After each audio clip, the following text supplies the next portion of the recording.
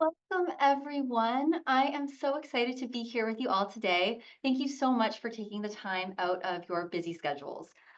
Please feel free to introduce yourselves in the chat. Good morning, Vicki. Let us know where you're joining us from. And for those of you who I've not had the pleasure of meeting yet, my name is Sarah DeRizio. I am the Vice President of Client Success here with Youth Thrive Educational Services. And just before we get started and invite my guest to introduce herself, I just want to share a little bit about our organization with you. So our mission here at Youth Thrive is very simple. We're here to ensure the mental and emotional well-being of every single college student. And we strive to do this through a three-pronged approach. So firstly, we're committed to enhancing college student mental health by equipping students with essential mental and emotional wellness skills to help them proactively navigate the everyday challenges of college life before they escalate into crises. We recognize that the responsibility of supporting student mental health extends beyond our wonderful partners in counseling services. And so we collaborate across various departments to integrate our support effectively, including FYE, which will be the topic of our conversation today. And finally, we aim to engage students in their familiar environments and to provide them with resources at multiple touch points during their college experience to demonstrate our dedication to their holistic well-being, which provides an essential foundation for their academic success. So with that, I am so excited to be here today with one of the people that I'm so fortunate to get to work very closely with at one of our partner institutions, Lehigh Carbon Community College, and the lovely Callie Clayton. So Callie, I would love to invite you to introduce yourself. Hey everyone, thank you, Sarah. So my name's Callie Clayton. I am a first year experience or FYE instructor at Lehigh Carbon Community College, which you may hear us call LTRI-C for short, and I've been at the school since 2021. Amazing. Thank you so much, Callie, and thank you so much for being here. I'm so excited for this conversation today.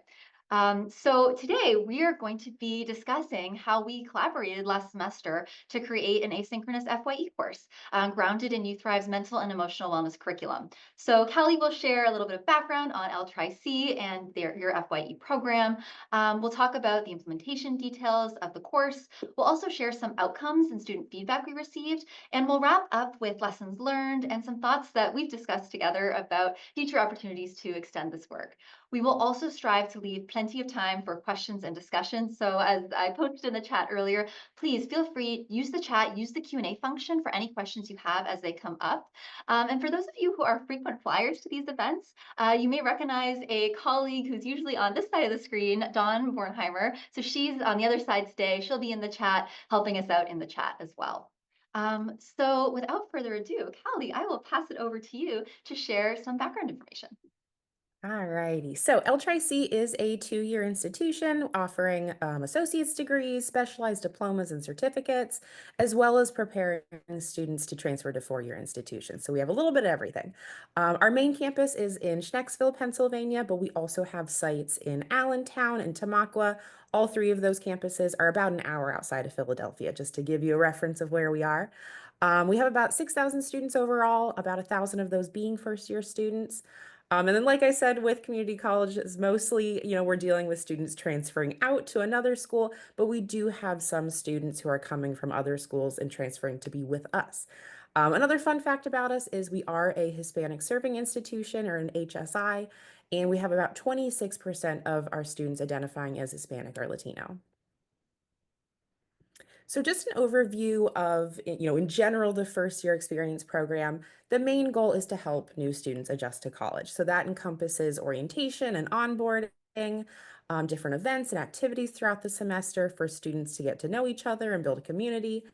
And then also our first year courses, which are 1 credit seminar classes, which dive deeper into services available to students, as well as to help students strengthen their college readiness skills. So those first year seminar courses are what we're going to focus on today, because that is where we implemented the Youth Thrive modules. So our objective with those courses was to capture the goals of a general FYE class that, you're making students feel comfortable starting their college journey, you're easing that stress of the college transition, but specifically with a focus on mental health and emotional well-being. That was the different part that we wanted to add into it, just because that's so foundational to pretty much anything else that you're going to learn and try to absorb is how are you feeling with this? Do you have the skills to keep persevering through college? So this took place in a 10-week online course, asynchronous, so no Zoom or anything. And the course was required for all general studies and undecided students. While there were some assignments that were other ones specific to our school, the majority of the curriculum was from U Thrive's online modules. Over the 10 weeks of the course, we covered 8 different topics: well being, self compassion, belonging, goal setting, growth mindset, stress and resilience, mental health, and transforming conflict. So, all important topics for anyone to know, but especially individuals entering college for all the reasons that we know that college can be stressful. Thank you so much, Callie. So we had a total of 42 students participate in the course. Every module included a brief 3-minute survey that was administered through the Youth Thrive platform. And oh my gosh, Callie, we collected so much information, so much student feedback on their experience of each module. I think like over 300 surveys across those 8 modules. We also administered a survey at the beginning of the semester and at the end of the semester to evaluate changes across key themes over time. We had a great response rate to this with 37 students completing both of those surveys, so an 88% total response rate. And the pre and post surveys that we administered contained questions measuring a variety of facets related to well-being. This included knowledge acquisition, students' preparedness, self-efficacy, attitudes, as well as behavioral intent. And so we grouped these questions along 5 key themes. This included measures of flourishing, students' perceptions of stress, self-compassion, mindfulness, and mental health. So, what did we find? Well, when looked across these 5 key themes, student scores increased across all key themes, but there were no statistically significant differences found from the beginning to the end of the semester. However, among the items where we did see statistically significant differences, one of the findings that we found most interesting was that while all measures of student self-efficacy increased, in particular, students' perceptions of their capacity to cope with stress significantly increased. And so we wanted to share a little bit of this data with you. So here's a graph of these self-efficacy outcomes. So along the x-axis here, we have 4 items measuring self-efficacy, beliefs in various areas. So this includes ability to thrive personally as well as academically, and ability to cope with stress. And along the y-axis, we have students' average scores with on a scale of 1 to 5, with 5 being strongly agree and 1 being strongly disagree. And so as you can see, while all items increased from the beginning to the end of the semester, that's the orange to the green there, the 2 that were statistically significant were the items: I feel confident in my ability to cope with stress, and I have effective strategies to cope with stress. Now, note that perceived stress did increase, albeit not significantly, from the beginning to the end of the semester, which, Callie, we spoke about this. We might expect that, given that the end of the semester is often a time of increased stress, normal increased stress due to final assignments, exams, deadlines, etc. But importantly, students' beliefs in their capacity to cope with that stress and their sense of preparedness to cope with that stress also increased, and this was significant over time. So a few other noteworthy outcomes. In terms of learning, 78% of students agreed or strongly agreed that they learned skills or tools that they can use to improve their well-being. More significantly, that same number agreed or strongly agreed that they will actually use one or more skills they've learned to improve their well-being. So looking at behavioral intent. And turning to students' sense of agency when it comes to their mental health, 76% of students agreed or strongly agreed that they feel more equipped to play an active role in their mental health and well-being after participating in this course. And note that all other respondents to these surveys were neutral in their responses to these items. And so while quantitative data is great, it's important, especially for evaluating the effectiveness of an initiative like this at scale. We can also learn so much from hearing the students' voices themselves. So on the screen here, you'll see just a few comments that we received from both those module surveys as well as that post survey that we spoke about. And again, we received so much feedback here, but I just wanted to bring forth a few of those student voices. And I'll just read a few here to give you a sense of students' words in their own, students' voices in their own words. So one of my favorite comments here regarding kind of the course as a whole that I really think speaks to what we just saw with the quantitative data in terms of students' sense of self-efficacy regarding stress. One student wrote, "I believe other college students would benefit from this program because the modules talk about things such as mindfulness and self-compassion that would otherwise not be discussed during your time at college. It's also fairly easy to complete, and you benefit from multiple coping skills for stress and your overall well-being." Another student wrote, I think that this program serves a great overview of how to deal with difficult things throughout your studies and regular life. Being able to know different coping ways and self-enduring skills will help the student. I think what they meant to say here was will help the student along with a great mindset. My favorite part was the stress module. So you can kind of see how that again in the student's own active voice how this data relates to the quantitative data we obtained. So with that, Callie, I'd love to pass it back over to you to discuss lessons learned more broadly. And maybe we can start with what went well, and then we'll talk about some future considerations we've discussed. Yeah, so as far as the actual delivery and like logistics of it, we all know that not everybody has the longest attention span because all these students are sitting there watching probably tons of other videos or reading sorts of textbooks. So what was great about this is that it's very short videos, just a few minutes. So they're not feeling bogged down like a whole textbook or a long lecture. They're really bite-sized videos that make it easier to digest. And then what was also great was all of the topics and examples involve real life applications. Because again, so many topics or classes talk about ideas in a really theoretical sense, and they think I'm not going to use this, this doesn't apply to me. But all of this was very connected to real lives, and they need to be able to reflect on how that impacts them to feel confident and actually use these skills in the real world. And then finally, one of the most important parts was allowing a space for discussion because this course was online and asynchronous. You kind of don't know what you're going to get. You don't have the students right there because, face to face, it's a lot easier to see if they're paying attention or see if they're engaged. Um, but since there wasn't that built-in face-to-face time to talk about topics, we had a discussion board available with prompts after each video that they watched, or each, grouping a video. And that allowed for that reflection that we talked about earlier, and also a chance to read each other's posts. So it created that community. They could reply and be able to say, oh, I felt the same way, or, oh, good point, I never thought about it like that. So those discussion prompts were also provided by You Thrive. So it was very easy and seamless to connect those two between the videos and the discussions. So it really was coherent that way. Kelly, I'm so glad you talked about the asynchronous, like how you engage students with this asynchronous model, because you and I have worked together for actually a number of years now. And so when we were talking about future considerations, a few things here. The first point we have on here is having a comparison group.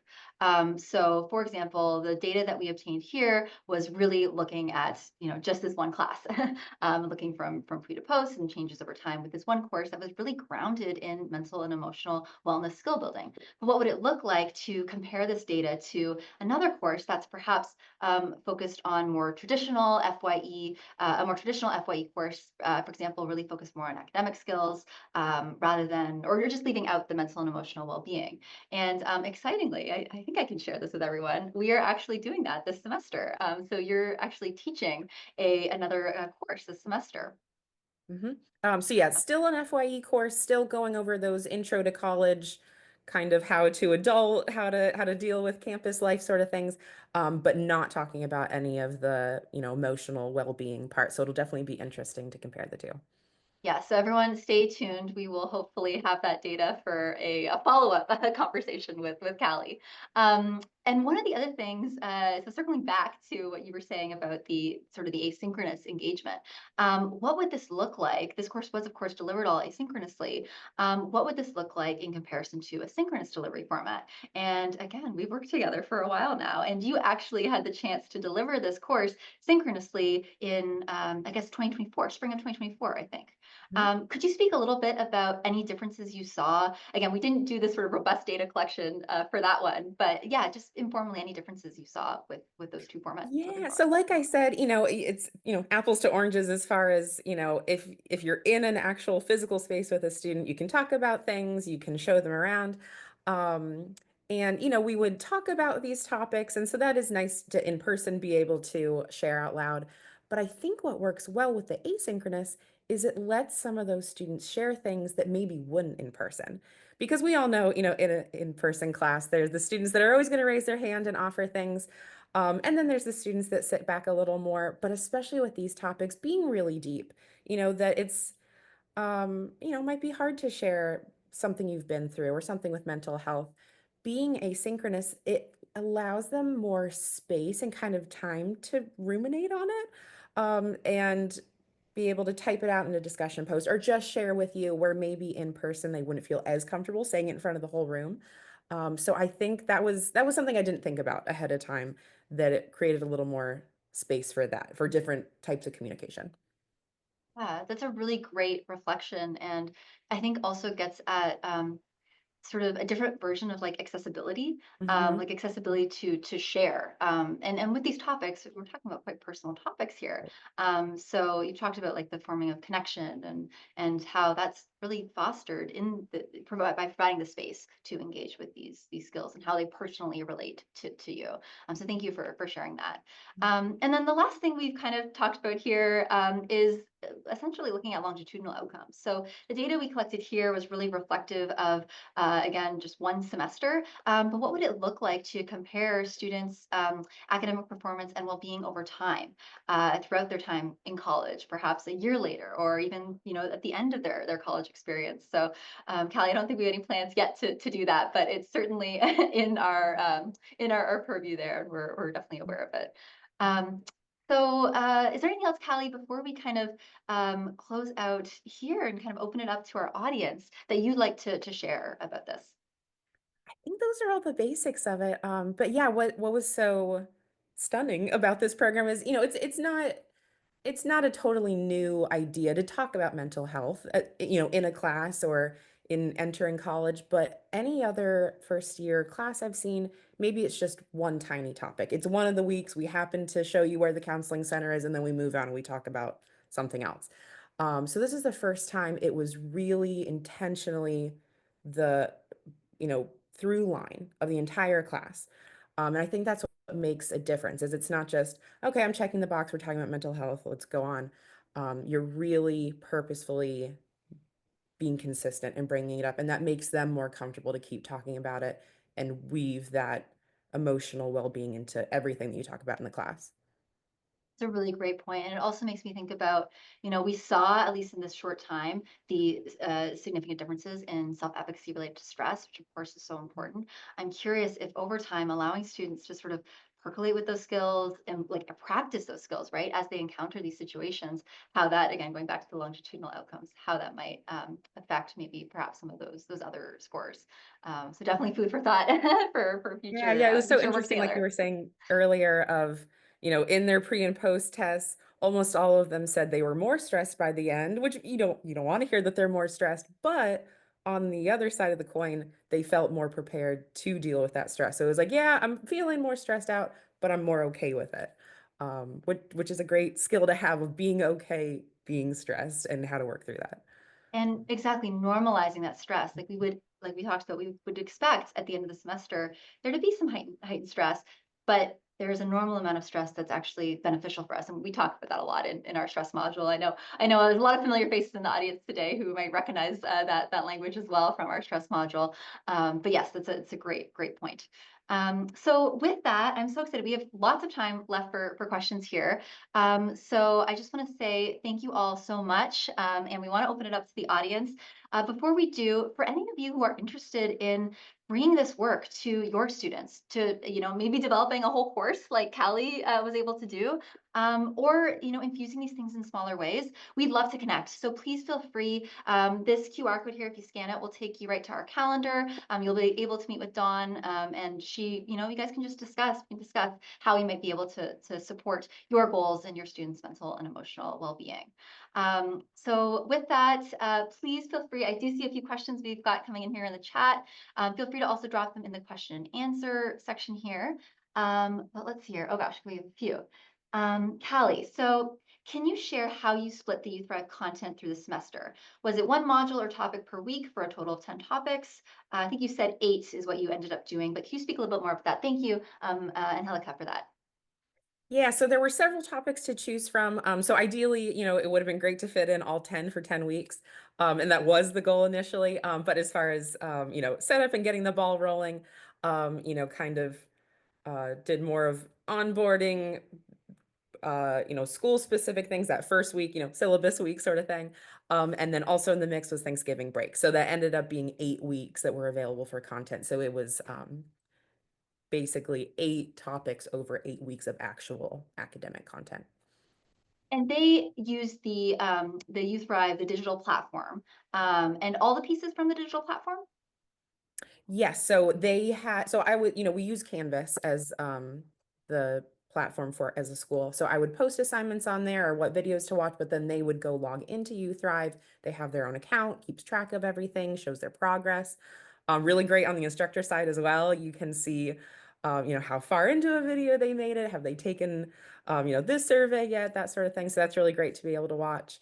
But yes, they would be able to log in, watch their videos, they'd see reflection worksheets. So yeah, they were able to see all those parts. Thanks, Kelly. Okay, I see a question here from Vicky. Oh, this is a good question. Did you have students who resented having to take the class? Quote, I don't need this, that type of energy.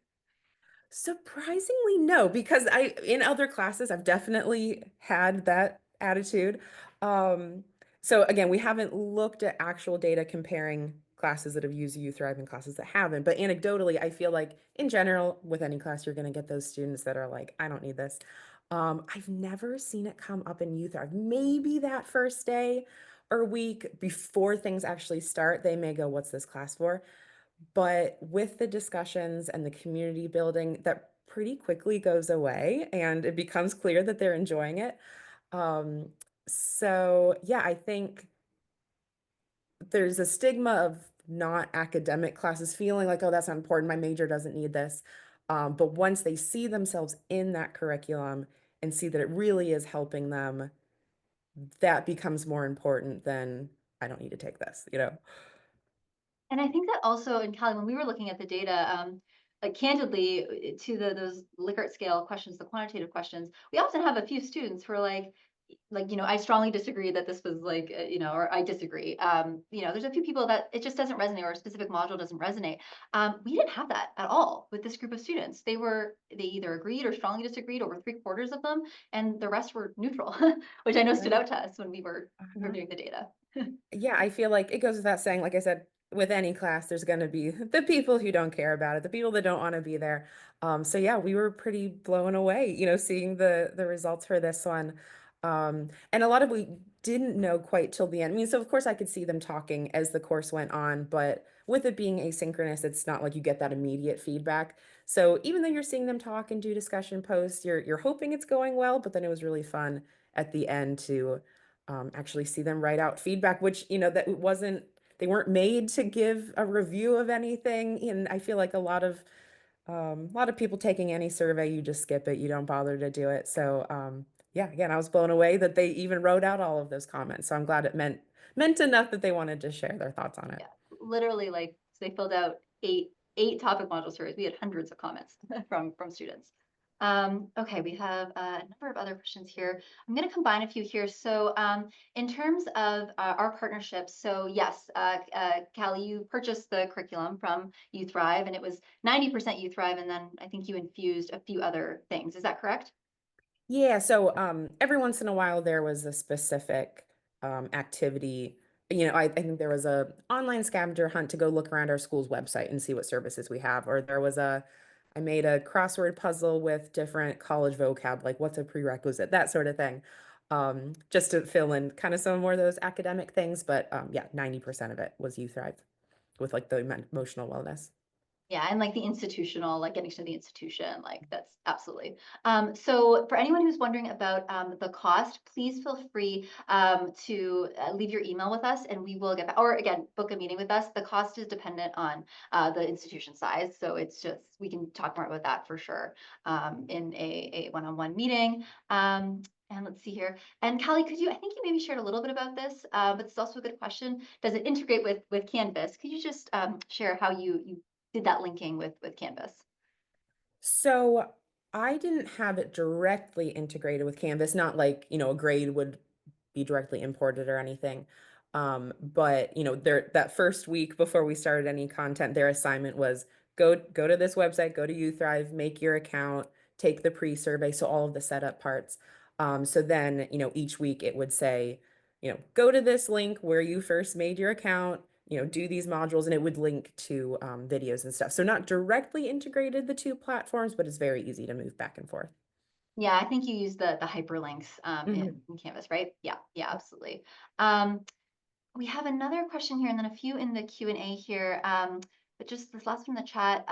So great question. Did you see any data showing that it decreases stigma, for example, with certain populations such as nursing students or athletes? So I'll speak a little bit on this one just from the data side, and then Callie, if you have any sort of anecdotal information. But in terms of decreasing stigma, we did have a few questions in here about mental health and specifically help seeking. And we did see increases in students' perceptions of their willingness to seek help for mental health, but it was not statistically significant. So yeah, great question there. We didn't really look at specific populations. I think the only real population we looked at was first gen. We had a question about that status. But there was no significant differences between those two populations, from what I could tell from the data.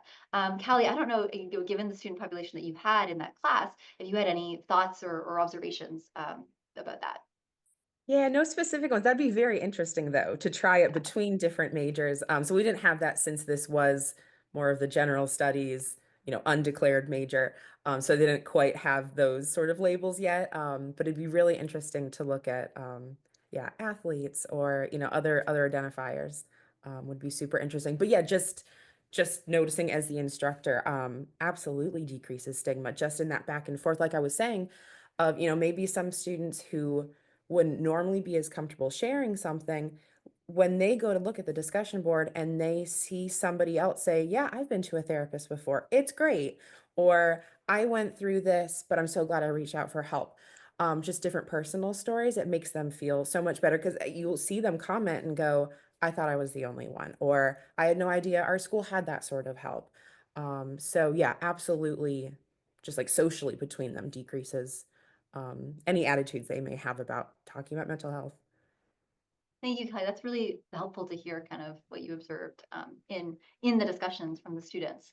Um, from Angelica, did the students receive credits slash units for taking this course?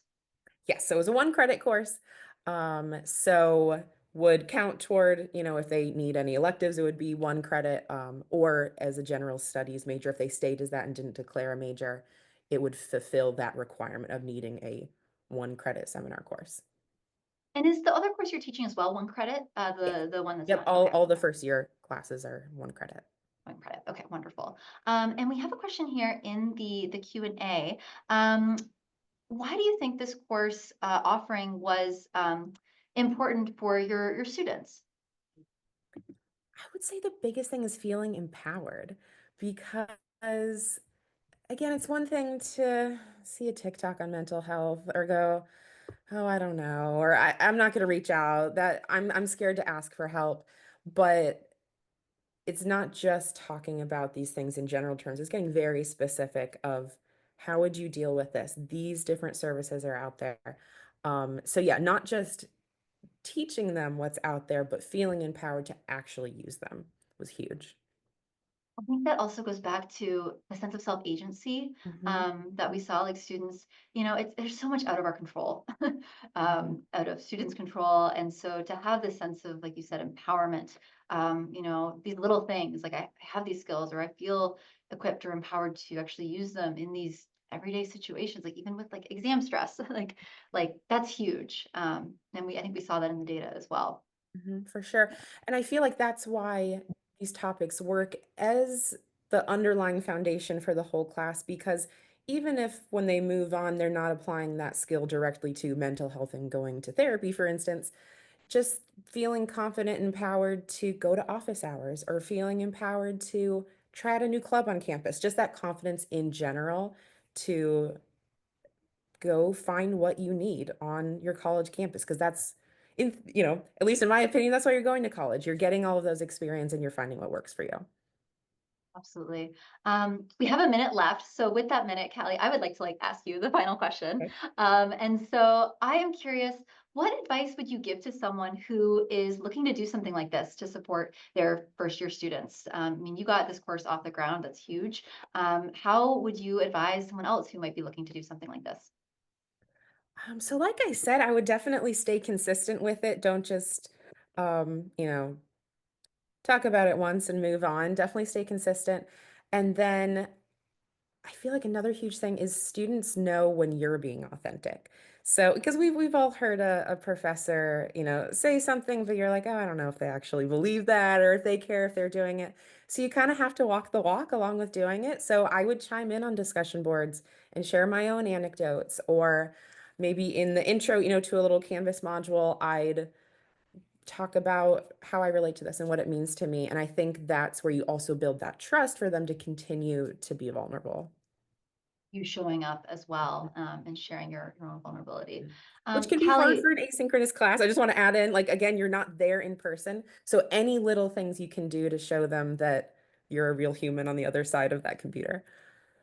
Callie, thank you so much. This has been just wonderful, invaluable advice, and just sharing your experience with this. Thank you to our audience. Thank you for the great questions. It was so great to be here with you all today. At this point in time, we will close out our time together. But if anyone does have any last minute questions, I will stick around. Callie will stick around. Please feel free to just post them in the chat or that Q&A, and we'll make sure someone gets back to you. But just again, thank you so much, Callie. Thank you so much to you all in the audience. And I hope you have a wonderful rest of your day and rest of your week. Thank you, everyone. Thank you.